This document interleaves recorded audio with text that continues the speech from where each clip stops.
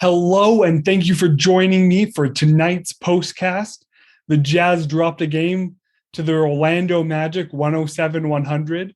Before we get into it, if you could like, comment, subscribe, and share wherever you're watching, that would be greatly appreciated. So the Jazz's weekend in Florida was, not the type of weekend I think any of us want to have in Florida after losing in a close game after the comeback last night to the Heat. And then tonight they were down big early to Orlando, but were able to come back. And frankly, by the end of the third quarter, looked like they were going to put it away, but they ran out of gas, which you really don't want to see them do against the Orlando Magic. They're a young team with some promising talent, but they are still a bottom of the barrel kind of dregs of the Eastern Conference team. So not super happy with this overall. Now, to be fair, the Jazz have played 10 games so far this season, and none of those games have been in the same place. So they've had 3 home games, yes, but all of those games, they played their first game against Oklahoma City, then flew out for game 2. They came back for Denver, then flew out. Came back at one point for the Kings, then flew out. So they have been all over the place for the last 2-3 weeks. And that has, I'd imagine, been really rough on the team as a whole. So they're about to start a 5-game homestand, and 10 of their next 12 games are going to be at home. Then after those 12 games, they will have a 4-game road stretch before having 6 games at home, ending with the Christmas Day game against the Dallas Mavericks.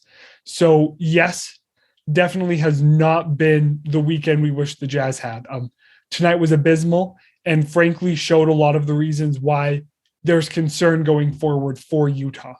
But overall, it has been a rough start for the season and a physically demanding start to the season so far.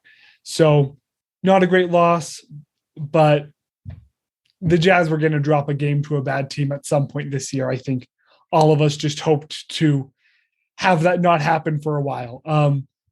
The biggest takeaway from this game for me, other than the rest factor and how busy the first 10 games of the season have been for the Jazz, is that their 3-point shooting has just been abysmal this year.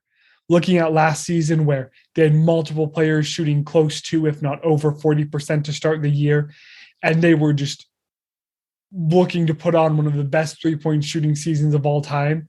And then this year where, let me pull up the stats so I've got everything right. Here we go. Okay. So Joe Ingles leads the team with averaging 5 attempts a game at 49%. So great. Mike Conley follows, averaging 7 attempts per game at over 45%. Awesome. Didn't have him tonight, but still great. Then all the way down to Royce O'Neal, averaging 3.8 attempts at 32%. Followed by Bojan, also at 32%. Mitchell at 32%. Pascal averaging just over 2 attempts at 28%. Clarkson at 22%. And that is just frankly something the Jazz cannot have and be a winning team. I mean, Donovan shooting just under 32%, averaging over 10 attempts. I mean, we saw it tonight. The Jazz lost by 7. Let me double check and make sure I have their exact 3-point shooting percentage tonight. They lost by 7, shooting 19% from 3 on 8 of 42 shooting. Like, if you had told me the Jazz had won this game, I would have been shocked. If the Jazz shoot, 25%, they win. It's a 7-point game. And there's been lots of discussion about the ball, the change in sponsors. And I really haven't seen any players talk about it. I've heard that some have, but I feel like if that was causing the league-wide dip in 3-point shooting, there would be a lot more discussion about it. I've heard that it was still a shorter offseason, still cramming, still players are a bit tired, which still feels a bit off because it was a short offseason last season, and we did not see this issue. The other thing that I've heard is that switching to having fans in the stands every game might be changing something. And I don't know. I know overall the league has seen a dip in 3-point shooting. Some of that definitely has to do with the change of the Trae Young, James Harden rule on how you can just kind of dive into players and get free throws, but still not to the tune of the Jazz as a team shooting around 33% and the majority of their players shooting under 33%.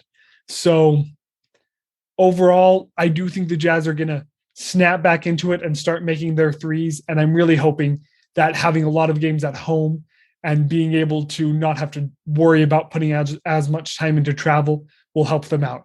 But that's my big takeaway. I mean, you have Clarkson, who looked like he broke out of his streak in the second half against the Hawks, but had a pretty bad night last night and was 2 for 11 from 3 tonight.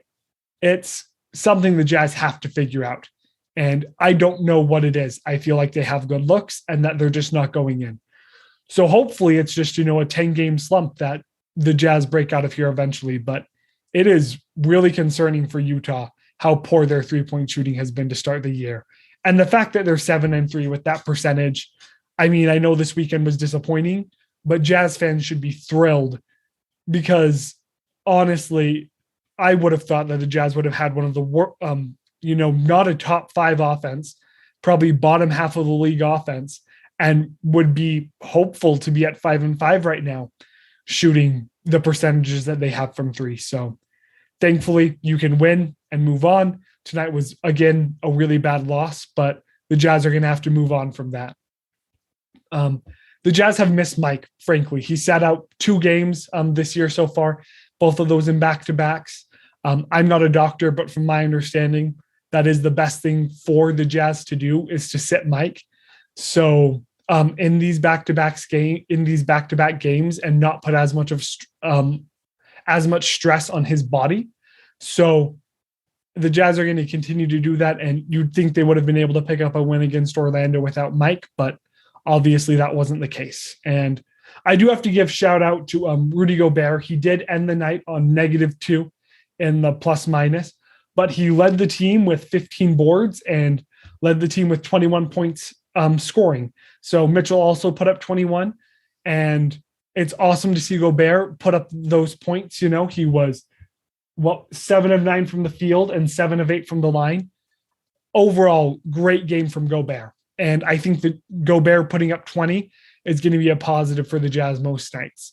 But if Gobert is ever the leading scorer, I do think that is quite concerning for the Jazz as a whole. So lots of takeaways from this, but Jazz are going to get a fly back to Utah tonight, sleep in their own beds for the first time in a bit, and do that for the next couple weeks here. So hopefully that will help them be able to get back in their groove and be able to push back to get back to the top of the West. So thank you guys so much for watching.